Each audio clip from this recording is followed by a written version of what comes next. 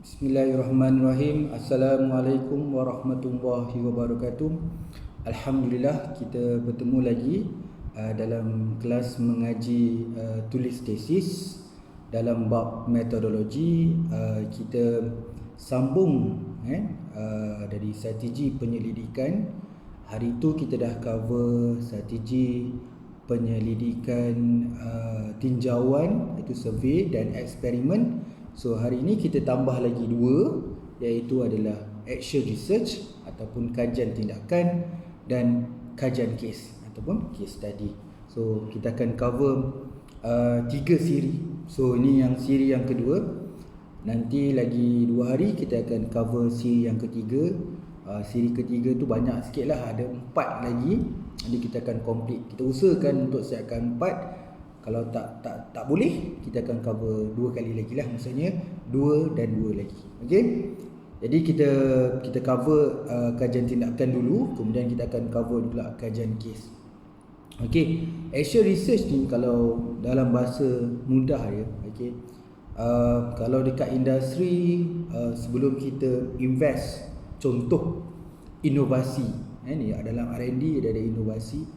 So sebelum kita terus nak invest, mungkin inovasi itu perlukan satu dana yang besar.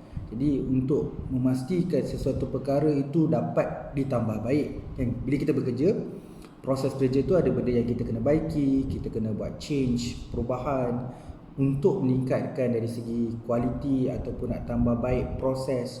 Jadi kita kena buat sesuatu. Jadi bila buat sesuatu tu dalam konteks research, kita panggil lah proses penyelidikan. Tapi kalau dalam proses kerja tu maksudnya aktiviti yang boleh menambah baik. Contoh, kalau di kilang biasanya dia orang familiar dengan Kaizen. Kaizen tu bahasa Jepun, bahasa Inggeris dia continuous improvement. Bahasa Melayu dia penambahbaikan berterusan. Jadi benda tu tak perlu tunggu. Action boleh dibuat, tindakan boleh dibuat. Okay? Of course, bila sebut tindakan ni dia sangat sinonim dengan plan. Jadi ada plan tindakan. Jadi bila buat Kaizen pun bukanlah kita main buat je. Kita adalah konsep-konsep Kaizen practice yang diamalkan dalam industri contohnya. Jadi contohnya yang paling familiar semua orang tahu 5S. Jadi kita ada 5S. Jadi 5S tu maksudnya kita bukanlah buat bila musim audit datang. Jadi kita akan buat bila kita rasa benda tu konsistensi ataupun disiplin, individual kita buat. Seorang-seorang, semua orang buat 5S. Jadi tak ada masalah. Jadi tak ada masalah-masalah yang akan memberi defect ataupun kecacatan ataupun pembaziran dalam proses. Walhal benda tu dapat diatasi melalui disiplin individu. Jadi kita boleh buat 5S. Itu contoh kalau dekat industri. Tapi dalam case research, of course, kajian tindakan tidak boleh lari dalam penyataan masalah ataupun permasalahan. Semua research memang ada penyataan masalah. Okay, kita akan kepada mencari. Dia sebenarnya dalam research ni paling penting proses. Lagi-lagi action research ni duduk dekat kualitatif. Kita pernah cover kan sedikit perbezaan antara kuanti dan kualitatif. So kualitatif mementingkan proses, dia bukan output akhir. Itu yang kena jelas. Jadi tuntutan untuk menyelesaikan masalah tu bukan jadi problem solving. Tapi proses itu dapat menyelesaikan permasalahan. Dalam bahasa Inggeris dia panggil driven. So dia yang memandu ke arah penyelesaian masalah ataupun solusi itu. Jadi adalah beberapa perkara yang kita kena buat. Okey, memandangkan Pak Cik saja letakkan dua ni, kajian tindakan dengan case study. Kalau bahasa Pak Cik lah, kalau salah mohon maaf kan. Dua-dua ni adalah satu penyelidikan yang nakal dalam kualitatif, kerana ada satu aspek besar dalam kualitatif tu adalah kan Pak Cik jelaskan teori building dengan teori testing dalam perbandingan kuali dan kuanti. Tetapi bagi action research dan juga case study, dia boleh juga testing teori. Jadi diorang ni teori building dan teori testing. Okey, ada orang tanya, boleh ke case study contohnya boleh membangunkan teori? Boleh tak action research ni dia bangunkan teori? Kenapa bangunkan teori itu tak boleh selain daripada grounded theory? Grounded theory saja ke boleh bangunkan teori? Okey, ini kena jelas. Secara filosofinya grounded theory itu memang dia mula dengan base, daripada grass, daripada dasar. So bila dia buat exploring tu betul-betul deep. Okey. Dalam kajian case study, dia pun ada elemen deep analysis. Tapi kena faham, ambil contoh lah macam Robert Yin yang kita biasa dengan Yin dia keluarkan jenis type dalam case study ataupun kita panggil design. So ada orang yang kajiannya hanya merujuk pada single case ataupun satu case saja. Ada yang gunakan beberapa, dia panggilkan multiple case. So dalam kajian dia melibatkan beberapa unit analisis. Unit analisis merujuk pada participant ataupun responden. So unit analisis kat sini mungkin menggunakan single ataupun satu unit analisis, ada guna multiple ataupun banyak unit analisis. Jadi kita kena faham apa tu single case study dengan multiple case study. So tak semua dalam elemen keempat-empat itu dia boleh menghasilkan teori. Tapi teori itu bagaimana? Okay, kat sini kita perjelaskan dari segi konteks teori. Sebab dalam case study pun ada explanatory, ada exploratory. Kategori case study yang exploratory itu yang memungkinkan. Saya apa-apa cakap memungkinkan lah. Sebab orang buat grounded theory pun dia tak cakap menghasilkan new theory. Dia buat extension. Dia nak mengembangkan new theory. Itu humble dalam penyelidikan lah. Tapi nak beritahu sebenarnya case study boleh juga mengeluarkan teori, tetapi itu bukan objektif utama. Dia tidak menjadi objektif utama kajian. Bila dia dah buat research, benda yang aspek dia, contoh dia keluarkan pattern, keluarkan theme. So yang tu di convert menjadi modeling contoh dia, ataupun flow contohnya, ataupun apa lagi, framework contohnya. So sedikit sebanyak yang output yang terkeluar daripada model, framework atau flow tu menjadi satu benda yang boleh dikatakan new theory, ataupun dia macam serpihan daripada mana-mana extension teori yang sedia ada. Okey, ada Tapi kalau kita kata bahasa mudah lah untuk membandingkan semua strategi penyelidikan ni, dia lain sikit. Dia satu perkataan yang dua lah saya ambil contoh paling mudah. Kalau case tadi dia ada perkataan unique dengan Robustness tu lasak. Okey, dia ada beberapa research yang memang betul-betul rigorous. Saya tak kata bidang kualitatif ni tak rigorous. Mostly rigorous tu perlu ada dalam kualitatif semua. Tapi setiap strategi penyelidikan tu ada kekuatan sendiri. Tapi kalau case study ni memang dia ada unik dia. Unik dia kat sini ada dalam satu keadaan dia tidak boleh pakai beberapa case. Dia merujuk satu case sebab unik tu ada pada satu saja. Sebab tu jadi single case. Jangan pula kita bandingkan, orang guna multiple case study lagi dahsyat, lagi hebat daripada single case study.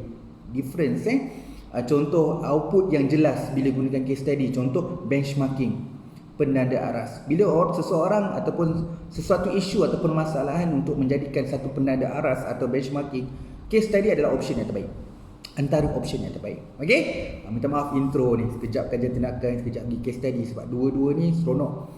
Pakcik punya bahagian ni, kalau you all perasan, kita akan belajar lagi mendalam selepas ini. Okey, lepas ni kita ada lagi banyak lagi minggu dalam metodologi. Cuma peringkat ni kalau you faham, pakcik menggunakan asas dalam research onion. Pakcik cuba cover satu-satu. Sebab tu dalam 2 slide yang terakhir tu, pakcik dah bulatkan apa yang kita dah settle, apa yang kita dah buat. Jadi kita akan go through one by one. Jadi saya anggap benda ni jadikan asas, satu prinsipal yang kuat. Bila kita nak memahami, bila nak buat research, kita pakai strategi penyelidikan yang apa. Strategi penyelidikan dia ada banyak lagi sub-sub ataupun jenis-jenis yang kurang popular ataupun jarang digunakan. Tapi sebenarnya banyak. Okey, cuma kat sini pakcik cuma ambil benda yang utama. Nanti kita zoom dalam research kualitatif contohnya, kita akan discuss benda-benda yang lain. Begitu juga dengan filosofi itu, kita cover beberapa saja kan. Jadi dia ada banyak lagi filosofi yang terpencil. It's not terpencil lah, dia kata jarang digunakan lah untuk certain kajian tertentu lah. Research ni kan kompleks. So ada yang kajian-kajian yang kadang-kadang dia blend, kadang-kadang dia mix, kadang-kadang dia macam satu benda yang perlu dalam satu kajian sebab satu situational tu yang menggambarkan kepada kesesuaian kajian dia, jadi digunakan filosofi itu ataupun strategi pendidikan yang khusus. Okey, untuk purpose ni pakcik memang go through one by one dulu lah. Kita go through dari kajian tindakan. Okey, kajian tindakan dari segi definisi. Okey, dia proses reflektif ataupun tindak balas dalam penyelesaian masalah semasa. Itu masalah sedia ada ataupun current masalah yang kita panggil progresif, yang diketuai oleh individu. Individu adalah perseorangan atau pengamal practitioner lah. Biasanya kalau kata di sekolah siapa practitioner dia? Practitioner dia guru. Okey, macam itulah kan. Yang bekerja serta bersama dengan orang lain, dia bersama dengan orang lain. Okey, di sini penting yang keyword kat sini serta bersama dengan orang lain dalam satu pasukan ataupun pasukan sebagai sebahagian dalam komuniti untuk bekerjasama dalam membuat keputusan bagi ni dia punya output, membaiki, menambah baik amalan dalam konteks mengenal pastian isu dan menyelesaikan masalah. Okey. Jadi action research ni dia ada beberapa komponen yang you kena sedar. Orang yang nak buat kajian tindakan ni biasanya orang yang memang dia ada good knowledge dengan experience. Kan kalau macam cikgu yang duduk kat sekolah tu, cikgu yang melihat, dia boleh kenal pasti masalah, dia boleh selesaikan masalah sebab dia cikgu di situ. Dia nampak, okey, itu action research. Seseorang tu atau practitioner itu dia mesti mahir ataupun familiar dengan environment itu. Jadi untuk menyelesaikan atau nak kenal pasti isu tu mestilah elemen teamwork, kerja sebagai berpasukan dan bekerjasama tu penting. Sebab tu action research kadang-kadang kalau macam sekolah, cikgu, penting juga pelajar. So pelajar mungkin nak tengok proses pembelajaran tu okey atau tidak, baik atau tidak. Kalau cikgu apa contoh je, pengajaran dia sama ada teknik pengajaran dia okey atau tidak, mematuhi apa silibus atau kurikulum yang ditetapkan. Jadi kat situ proses yang perlukan kerjasama. Kita tak boleh measure kita je. Kita kena tengok juga perspektif pelajar, okey, dengan guru kita bekerjasama, nanti platform pula PIBG. So dia macam check and balance. Itu yang keyword dia, kerja dalam satu pasukan dalam dan juga bekerjasama tu.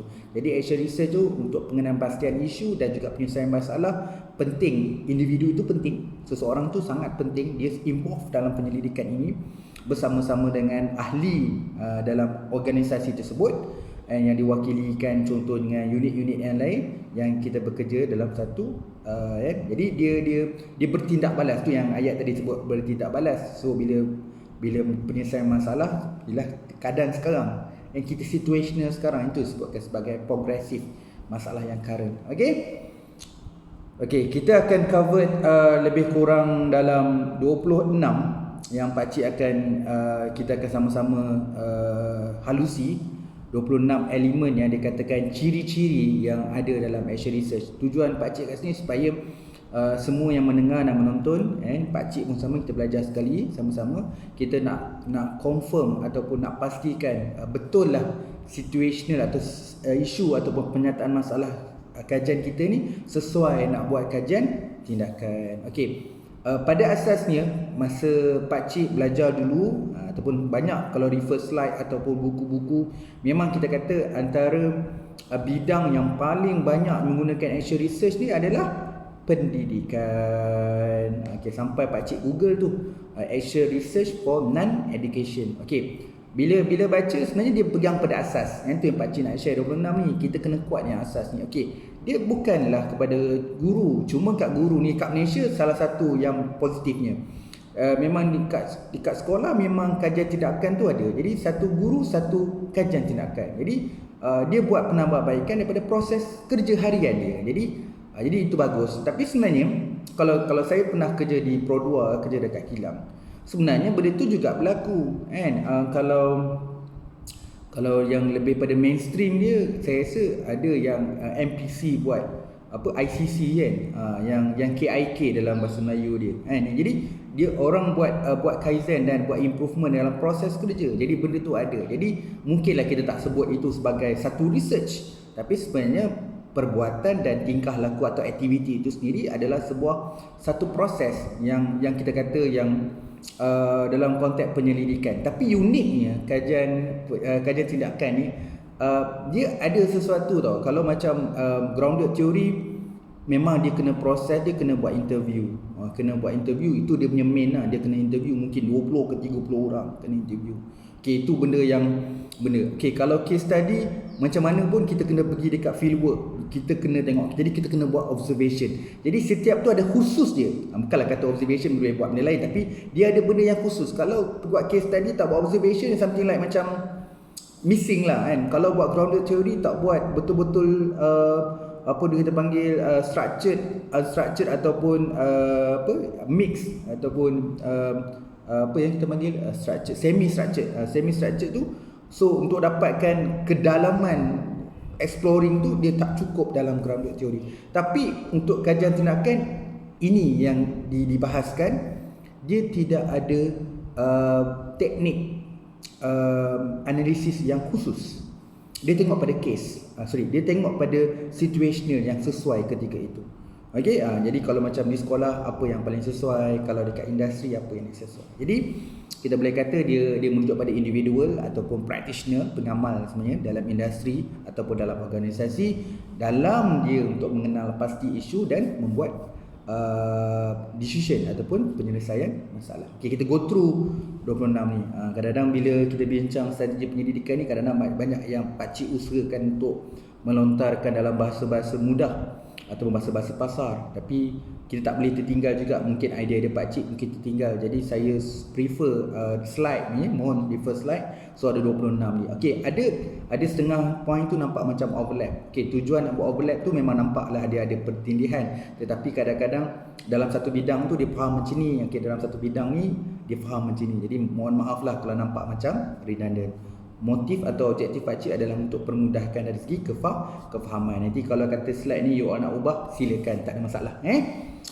Proses untuk mengkaji masalah praktikal dan sosial. Okey, ini ada berkaitan. Okey, memang kajian tindakan ni kalau tengok dari segi numbers, frequent, kekerapan dia memang banyak dalam kajian sains sosial lah. Okey, tapi masalah yang disebut kat sini adalah masalah praktikal. Pakcik tambah sikit, masalah relevant dan praktikal. Jadi kalau tanya saya, orang buat research PhD contohnya, okey, masalah yang relevan tu dah fulfill.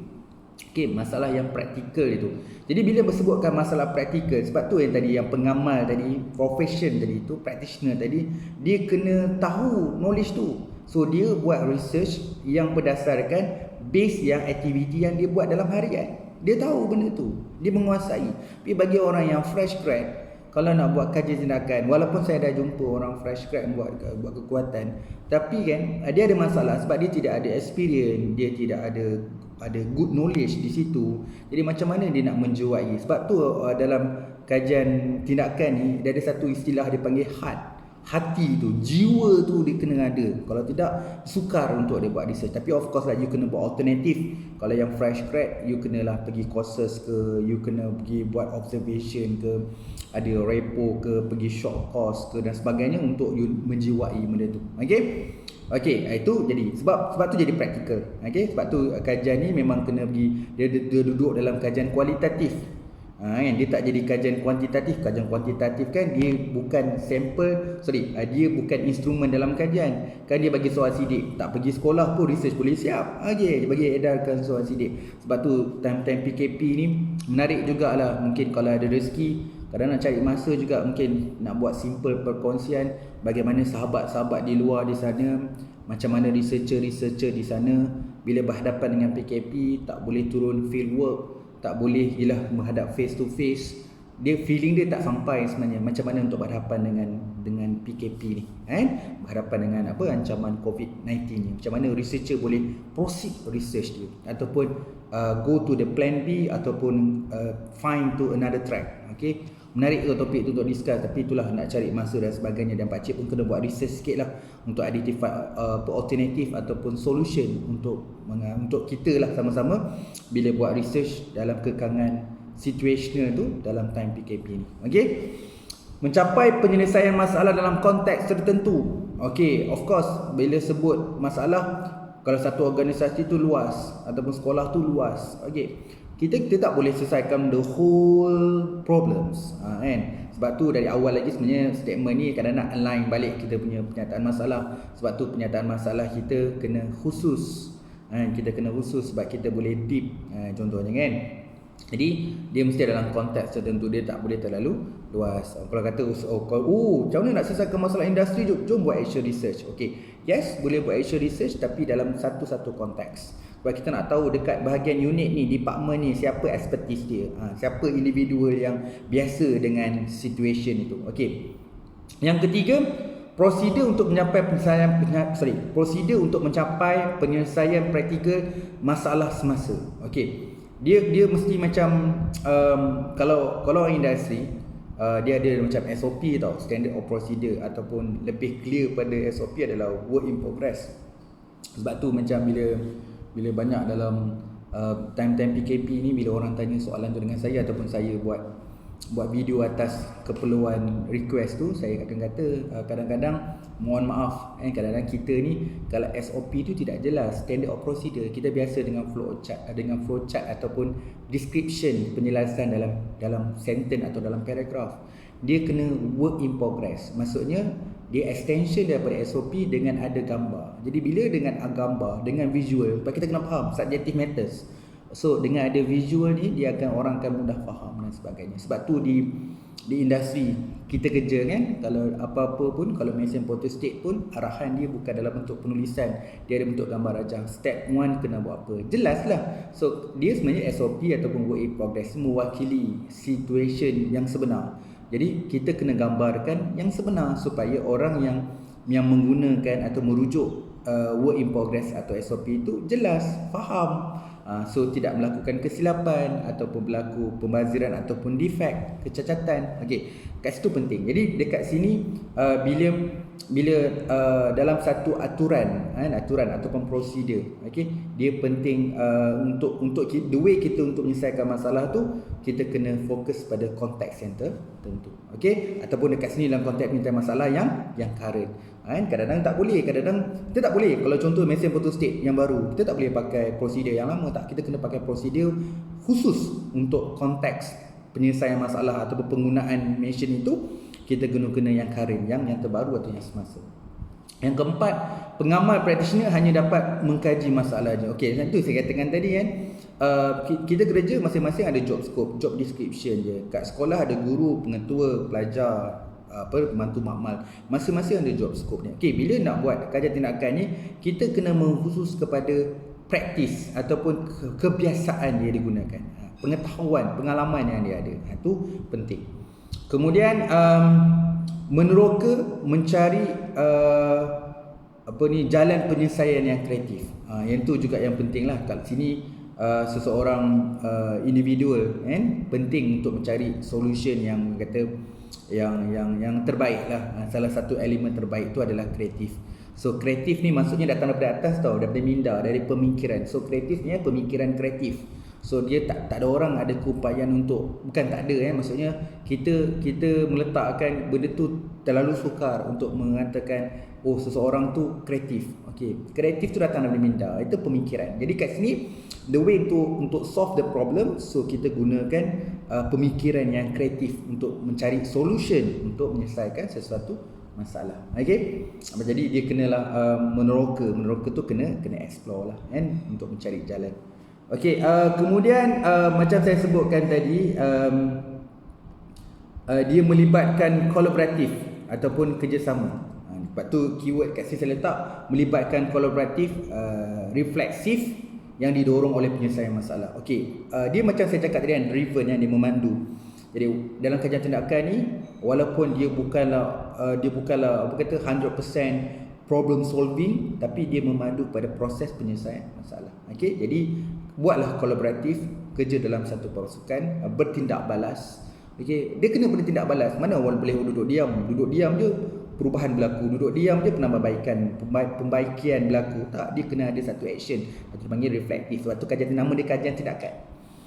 Okey, kemudian melibatkan spesifikasi masalah, spesifikasi khususnya masalah, perkembangan sesuatu yang baru, dan refleksi kritikal terhadap keberkesanannya. Okey, of course dalam kajian tindakan ni, aspek-aspek ni, term-term ni yang sangat penting ni. Bila sebut masalah, kita kena tahu spesifikasi masalah.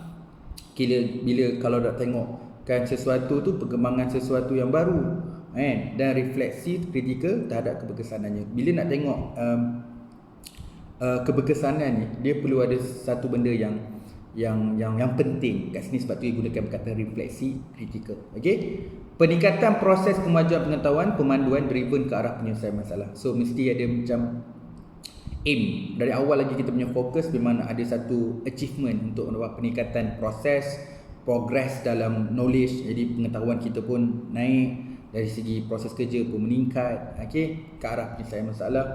tertumpu kepada tertumpu kepada penerapan segera. Kadang-kadang saya berhenti ni, kadang-kadang kena betulkan slide. Okey. Tertumpu pada penerapan segera, immediate application. Okey, dengan memberi penekanan pada masalah sebenar dalam persekitaran dan penemuan harus dinilai dari segi kesesuaian. Okey, kan saya sebutkan tadi kan, bila saya bagi sekarang ni dah sampai ke 9. Poin-poin ni kadang-kadang katalah you sekarang ni bidang pendidikan, mungkin tak ke semua poin ni sesuai untuk dalam bidang pendidikan. Kadang-kadang saya selitkan juga untuk yang bidang yang umum, contohnya bidang industri. Ini contoh ni kan, tertumpu pada penerapan segera. Okey, sebab tu kalau dekat industri saya sebutkan tadi lah, sebut Kaizen. Kaizen tu perlu segera.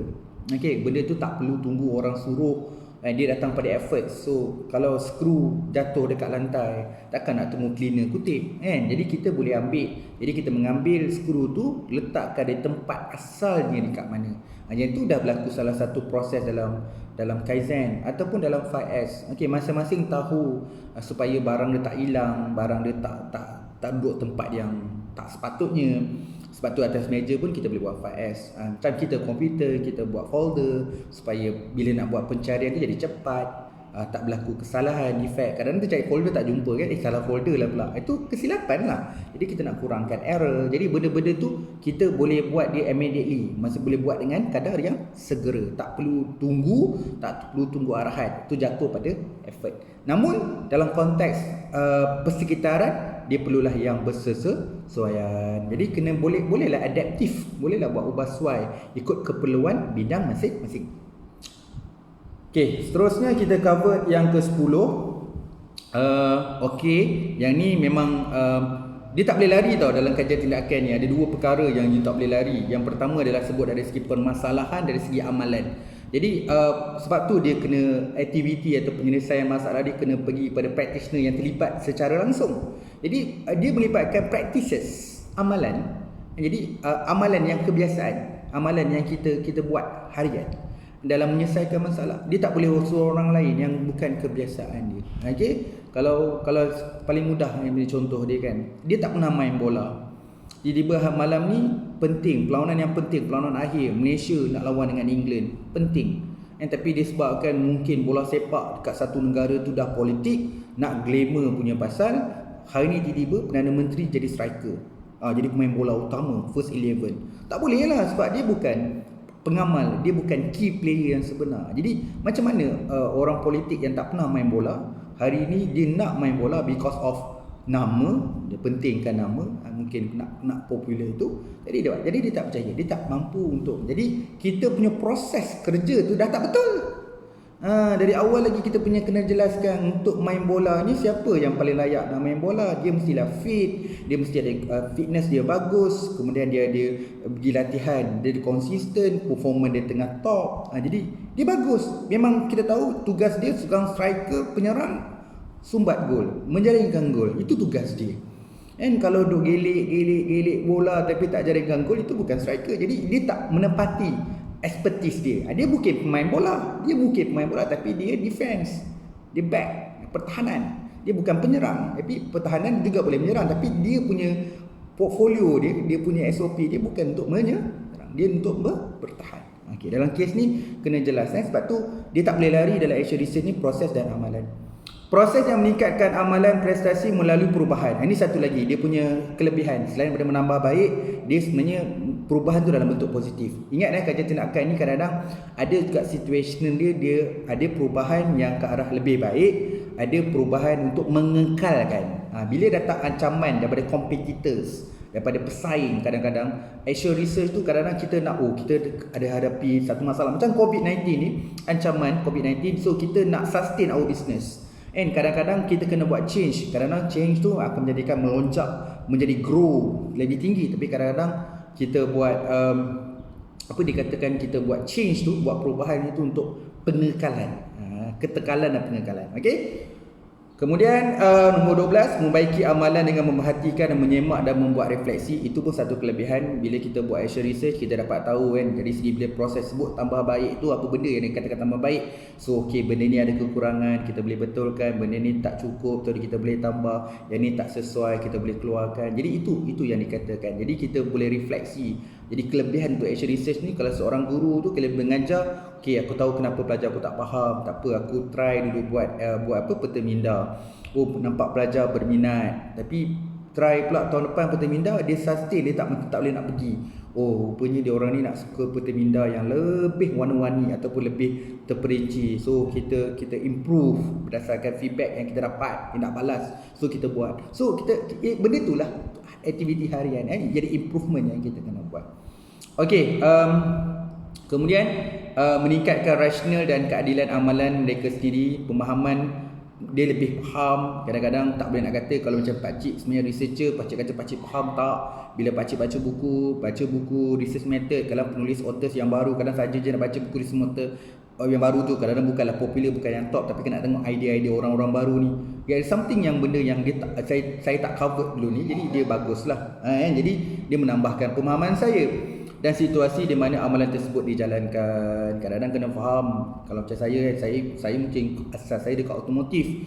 Jadi bila buat research tu memang dia agak kritikal lah, sebab automotif ni kritikal daripada skru kecil tu. Bila kereta berbanyak komponen, jadi semua benda tu kita kena lihat. Kita rasa dah macam dah deep sangat tu kita punya proses. Tapi kalau pergi ke hospital isu dia hidup dan mati. Tak boleh ada error. Kalau error mati lah. Kita hidup dan mati. Jadi kalau konsep kilang tu dia ada shutdown dia, ada proses shutdown dia. Jadi sebab tu bila saya one of the lead consultant dululah yang masih aktif. So bila pergi ke hospital, kita nak go through 133 hospital kerajaan di Malaysia nak buat improvement. Kadang-kadang bukan geling kepala lah, kadang-kadang menung jauh. Memang dulu tersandar kat dinding tu menung jauh. Ada kata, aduh jauh lagi ilmu aku ni, banyak lagi aku kena mengaji ni, aku kena belajar. Kadang-kadang boleh nak menangis lah, tapi mungkin jenis orang susah nak menangis. Macam mana nak buat improvement di hospital? Yang kadang-kadang kita tak boleh nak stop production. So tengok dengan banyak benda yang kita kena tengok lah. Tak semua orang lah. Bagi saya kalau orang yang mungkin kat Malaysia ni kena buat museum kot satu hospital. Kalau ada hospital tak pakai, supaya orang tahu apa itu hospital. So ada benda-benda banyak. Kalau tanya saya, kalau hospital memang kajian tidak akan sesuai. Hanya orang yang betul-betul melalui ataupun yang betul-betul buat kerja tu, dia tahu nak buat. Jadi walaupun saya memang kata itu bidang saya, tapi kalau saya pergi hospital saya anggap macam benda baru. Tak ada, saya tak jumpa sebelum ni. Jadi dia pentingkan rigorous. Dia tak apa nak lasak, tapi lasak tu ada, tapi dia hospital sangat kuat. Dia sangat kuat lah. Kalau tanya saya, dia lain, perasaan dia lain. Kalau SOP dengan work in progress dekat manufacturing, kalau tak buat benda ni dia akan shutdown, ataupun dia akan downtime. So dia akan menyebabkan production akan berhenti. Tapi kalau production memang digantung dengan duit lah, kerugian, bonus dan sebagainya. Tapi kalau hospital shutdown tu menyebabkan kematian. Jadi benda tu lebih, dia tak boleh main-main lah. Semua benda tak boleh main-main, tapi dia feeling dia lain. Tu kadang-kadang bila orang saintifik ni orang yang bidang-bidang kuantitatif tu, kalau dia mendalami bidang kualitatif, dia akan dapat satu benda yang menjiwai lah. Tu benda lah. Saya rasa kalau siapa nak dapat soul dalam research, why not you try to belajar dalam kualitatif. Kualitatif ni luas. You tak semestinya terus pergi grounded theory. Mulakan dengan action research ataupun case study. You akan dapat feeling tu. Okay, alright.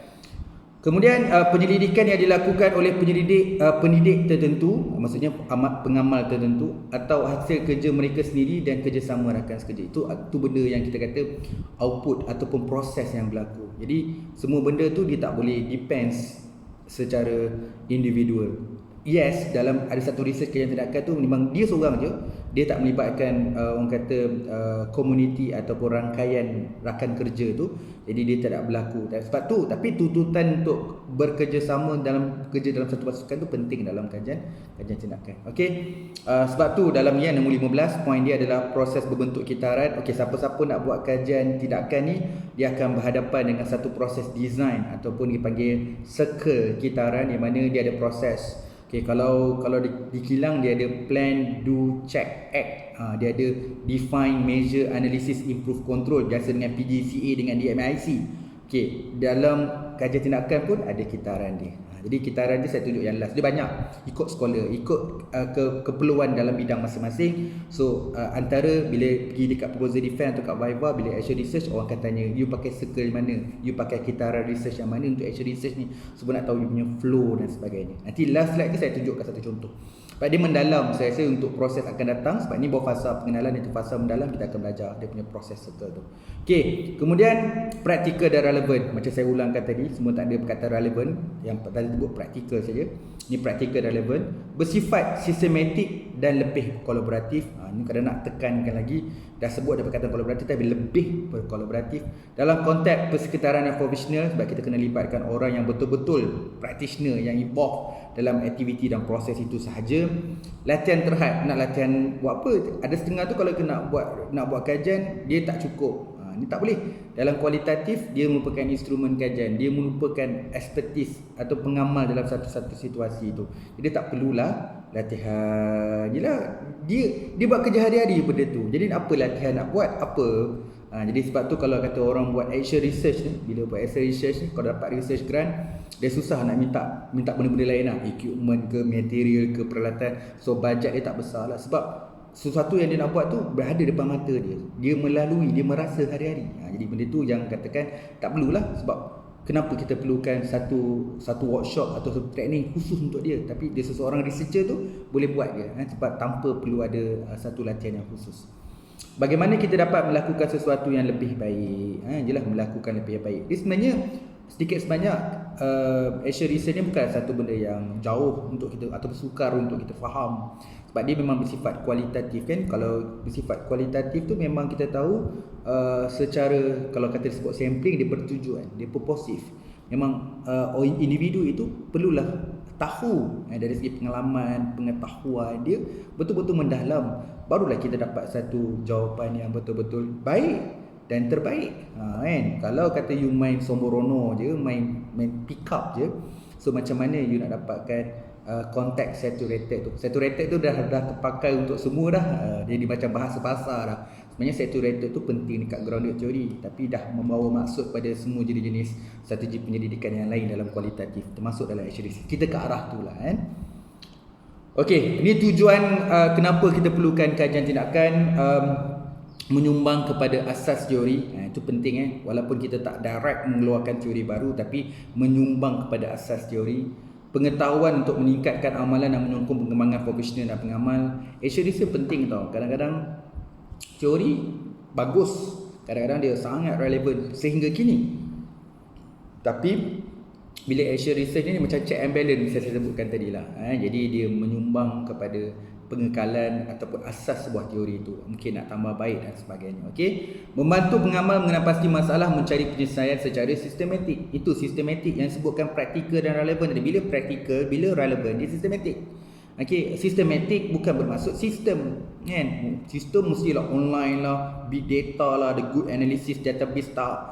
Sistematik bila bekerja ikut proses. Sebab tu tadi ada prosedur dia, ada SOP dia, ada work in progress dia, check and balance kita buat, kita bekerjasama dengan orang-orang yang pakar juga dalam satu area. Jadi benda-benda tu memang sistematik. Kemudian boleh digunakan di semua peringkat dalam semua bidang profesional. Okey, bukan bila saya sebutkan tadi kan, memang action research ni banyak dalam bidang pendidikan, tapi boleh dalam bidang management dan bidang-bidang lain yang bersesuaian. Kenapa perlu buat kajian tindakan? Bantu anda membina amalan reflektif berdasarkan idea atau teknik yang terbukti. Jadi memanglah sebab kita pergi kat tempat area yang betul, individu yang tepat. So ada check and balance. So kita refer pada konteks masalah yang terkini, yang current, yang khusus. Jadi benda tu memang berdasarkan refer satu teknik yang kita kata ada evidence. Okey, membolehkan anda mencuba idea baru untuk menilai keberkesanan dia. Bila nak menghasilkan sesuatu yang baru, kita outsider, kita orang luar, kita boleh agak-agak je macam tu. Tapi bila jumpa dengan individu yang tepat, situasi yang tepat, bila dia buat action research, okey, dia akan menemukan sesuatu penambahbaikan ataupun new solutions. Okey. Kemudian membantu untuk membina keyakinan terhadap keputusan pengurusan. Okey, ini kalau tanya saya kan, saya cuba mendalami yang ni. Okey, kalau katakan saya seorang researcher. Okay, memang tugas saya hari-hari memang akan buat benda-benda elemen komponen dalam penyelidikan. Mungkin orang luar menganggap saya tahu semua benda, tapi saya selalu meletakkan yang banyak benda yang saya tak tahu. Sebab tu saya duduk, saya still mengaji lagi. Tapi macam mana untuk saya dapat membinakan keyakinan itu? Kadang-kadang keyakinan tu bila dia dapat result, okay, bila mohon grant, dapat grant tu meningkatkan keyakinan. Okay, masih ada air tangan lagi lah proposal kita untuk diterima. Kadang-kadang saya tak buat, anak buah yang buat. Kita tahu anak buah kita ni ialah yang baik, yang rajin, kadang-kadang student PhD, macam baru-baru ni, baru je tadi, kadang-kadang student saya, kita pun ajar sikit-sikit je, tak adalah saya ajar beria pun, kadang-kadang kita pun ada limitasi. Okay, tapi dia WhatsApp saya, dia tanya, okay, dia tengah nak mohon grant dekat Swiss. Okay, jadi dia nak mohon restu dan sedikit bantuan supervisor nak kena sign dan nak kena email kepada body yang nak bagikan research grant tu. Tapi dia student, bukan saya yang buat proposal tu, dia mungkin dah tanya sikit-sikit dengan saya. Okay, yang itu lagi meningkatkan keyakinan saya. You all yang mendengar ni, lepas ni tulis tesis, dapat siapkan tesis, kemudian dapat habis, dapat berkombo, dapat title doktor tu, lagi meningkatkan keyakinan saya. Itu dalam kes tu. Sebab tu Action Research juga di bawah kelompok under umbrella kualitatif, iaitu subjektif. Okay. Kemudian menyumbang kepada budaya profesional. Of course, budaya profesional antara benda yang kita kena buat kan. Dia ada benda yang indirectly. Kalau kerja sebenarnya bila top position yang top manager, senior manager turun pandang, dia practitioner, dia tambah baik proses kerja, kemudian dia ada mentor mentee, dia guide anak bawah dia. So benda-benda tu yang sebenarnya dia meningkatkan dari segi professionalism dalam kerja. Okey, mewujudkan perubahan dan penambahbaikan untuk meningkatkan pencapaian. Okey, action research satu benda yang baiklah. Kadang-kadang bila dia bertindak balas, kadang-kadang banyak saya berhadapan dengan researcher barulah, researcher baru yang kadang-kadang buat tajuk pasal culture change, dia buat buat change management. Kadang-kadang bila dia tidak bertindak balas, dia tidak melalui dan dia tidak memahami proses tu berdasar practically, maksudnya dia sendiri yang buat, so dia tak dapat menjiwai. Jadi dalam kes ni, kalau orang tu yang melalui, yang pengamal, dia tahu macam mana dia feeling setiap changes, perubahan itu ke arah yang lebih positif. Dan in the end dia memang output last sekali performance lah, dia dapat meningkatkan dia punya prestasi. Okey, 11 kelebihan kajian tindakan. Lama kajian tindakan pun dah 40 minit, tak habis lagi ni. Okey, fokus pada isu, masalah atau kebimbangan, membantu mensasarkan masalah tertentu yang telah dikenal pasti. Saya sebutlah sebab ini benda dah berulang tadi. Nombor 1 dia fokus pada isu, masalah dan kebimbangan. Nombor 2, membantu mensasarkan masalah tertentu yang telah dikenal pasti. Dapat membantu belajar mengenal pasti masalah secara sistematik. Reflektif terhadap amalan individu, skop kerja. Mencetuskan idea untuk penambahbaikan. Dapat bertugas secara bekerjasama. Interaksi dan komunikasi yang baik antara rakan sekerja. Amalan berkongsi, of course sharing practice. Benda ni yang kurang sekarang ni, kita ke arah teknologi semua macam-macam kan. Tapi bila sampai dekat bab sharing ni, kita masih lagi belum fully utilize. Berpotensi memberi kesan kepada perubahan dan perkembangan program. Membantu profesional untuk meningkatkan kemahiran mereka. Membina komuniti kecil individu yang berorientasikan penyelidikan. Okey, macam saya sebutkan tadi lah kan, kalau di sekolah, alhamdulillah dia dah ada kajian tindakan. Jadi cikgu sentiasa memperbaiki, menambah baik kualiti pengajaran. Sejauh mana teknik itu bersesuaian untuk meningkatkan proses pembelajaran yang baik kepada pelajar. Begitu juga dengan industri, adanya Kaizen, adanya ICC yang secara berterusan. Okey, dia bukan sebab auditor datang nak buat, tak, dia jadi berterusan. So dia akan meningkatkan kecekapan, keberkesanan dalam satu-satu proses. Baru dia dapat menyelesaikan masalah tu dalam satu keadaan. Itu kajian tindakan. Jadi maksudnya dengan berreflektif terhadap progresif dalam satu masalah, aspek dalam konteks penyelidikan lah ni, action research adalah penyelidikan kita buat nanti. So proses dalam kualitatif sama macam orang lain lah, ada dokumen, ada observation, ada interview, ada soal sidik kalau jika perlu. Jadi benda ni cuma dia tak ada khusus. Yang mana satu yang sesuai untuk kajian tindakan, tak dia fleksibel dekat sini. Okey. Jadi kat situ bila buat penyelidikan yang berdasarkan reflektif tu, dia dapat membuahkan hasil lah. Dari sekilah tadi yang saya sebutkan tadi, dapat membaiki, menyelesaikan isu dan masalah, dapat meningkatkan performance, penambah baik, continuous improvement. So itu output yang kita dapat. Itu kelebihan yang ada dalam kajian tindakan. Okey. So jenis kajian tindakan ni, kalau kata sebut jenis kajian tindakan, setiap buku mungkin ada tambahan, tapi secara umum saya bawa dua je, iaitu yang pertama adalah praktikal, yang kedua adalah peserta.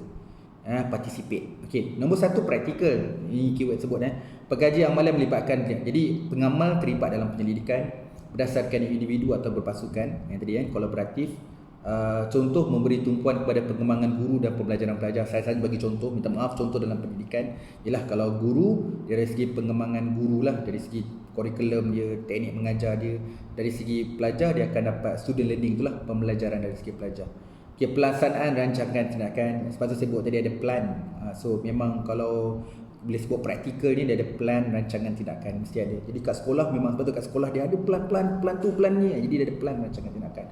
Membawa kepada pengamal profesional sebagai penyelidik. Itu satu penting. Kadang-kadang kita susah dekat industri cakap, kau ni sebenarnya kau kerja sebagai researcher. Tak, dia ada R&D department, tapi sebenarnya watak dia sebenarnya, the way untuk tambah baik proses kerja itu sebagai one of the component dalam penyelidikan. Okey, kedua adalah peserta, participate.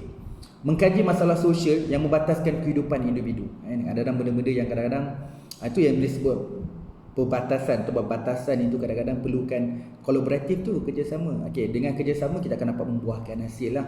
Jadi memang bila, dan semua research pun sebenarnya bila mengkaji memang ada limitation, sebab tu kita buat research ke arah tu. Okey, tetapi one of the reason yang tujuan ataupun jenis dalam kajian tindakan tu peserta. Jadi pengamal tu merupakan orang yang terlibat secara langsung dalam penyelidikan ini. Menekankan kerjasama yang sama. Okey, menekankan kerjasama yang sama. Kerjasama yang sama tu maksudnya walaupun dia bekerjasama, tapi masing-masing pegang portfolio atau prosedur masing-masing, tapi integrated ataupun sinergi antara kesemua tu akan membuahkan satu proses yang baik, dalam yang lebih baik lah memfokuskan perubahan dan meningkatkan kehidupan. Okey, kadang-kadang bila sebut dalam sains sosial ni banyak sebut pasal kehidupan tu natural setting, naturalistic. Jadi tak boleh lari dalam kajian sosial tu akan sebut kehidupan. Okey, tapi bukan bermakna actual research tak sesuai untuk bukan dalam kajian sains sosial. Okey, dia berkata cuma dia tak boleh lari dengan sains sosial sebab dia melibatkan human. Bila melibatkan human, tingkah laku manusia, dia dah jatuh kat social. Jadilah tekno-social ke, jadilah engineering management ke, science humans ke. Jadi dia ada, walaupun tak sebut perkataan human tu, tapi kita involve individu, manusia itu sendiri dalam proses penyelidikan itu. Dia masih lagi jatuh bawah science social. Terpulanglah, bagi saya dia sesuai untuk social research kerana melibatkan humans. Okey, teknik pengumpulan data ni mungkin tambahan, sebab bila semalam kumpul-kumpul cari jumpa yang ni. So teknik pengumpulan data 3E. So experience, enquiring, examining. Jadi experience tu kita melakukan pemerhatian by observe, inquiring by asking. Kita inquiry, jadi kita asking by asking. Examining by using record. Okey, kita bagi salah satu. Experience tadi yang gunakan by observation tu, pemerhatian, dia boleh gunakan sama ada pemerhatian yang guna observation secara aktif, peserta yang aktif, atau pemerhati atau observer yang pasif. Kita ada yang pemerhati yang aktif, ada pemerhati yang tidak aktif. Jadi kita ada aktif dengan pasif. Jadi nak buat observation tu, pemerhati tu ada yang aktif dan juga yang pasif. Inquiry by asking, kita tanya soalan. Apa kita boleh buat? Temu bual lah kan, interview. So kita boleh buat informal, temu bual yang tidak formal, temu bual yang formal, ataupun structured interview. Kita boleh gunakan questionnaire, soal sidik. Kita boleh gunakan contohlah, kita pakai skala, contohlah attitude scale, skala attitude, tingkah laku ataupun sikap. Kemudian kita ada macam standardized test. Kita ada ujian standard. Itu komponen-komponen yang ada dalam inquiry by asking. Okey. Kemudian kita boleh examining by using record. Jadi kita ada rekod-rekod tadi kan, dokumen, archive, jurnal, peta, audio rakaman, artifak, nota lapangan. Tadilah SOP, work in progress. Itu by record. Yang itu by examining. Jadi ada 3E, experience, inquiring dengan examining, in order to dapatkan teknik pengumpulan data dalam action research. Ini introduction lah. Nanti kita akan detail lagi dalam kualitatif lagi apa teknik-teknik dalam analisis penyelidikan kualitatif, apa benda yang kita boleh explore. Semua ni sesuai untuk kualitatif, tapi mungkin kajian tindakan tu berdasarkan scholar dia advice berdasarkan 3E ni, experiencing, inquiring dengan examining. Okay. So last kali ni saya ada tunjuk contoh kitaran penyelidik kajian tindakan. So dia ada planning, acting, observing dengan reflecting. Okay, dia adalah antara nak sampai planning, kitaran pertama planning dengan acting tu kita kena identify, kita kena dapatkan information. Okay, daripada acting turun ke observing tu kan, kita ada buat collection ataupun questioning.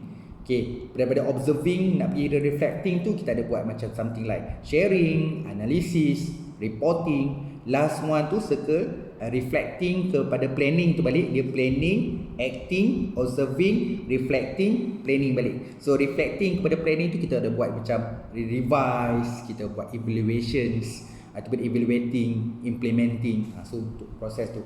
Okay, ini contoh. Kalau saya tulis contoh kitaran penyelidikan dalam kajian tindakan. So ada banyak scholar. You refer, kalau you Google pun, kena Google image pun macam-macam gambar rajah boleh kita kata kitaran dalam penyelidik kajian tindakan ni. Okey.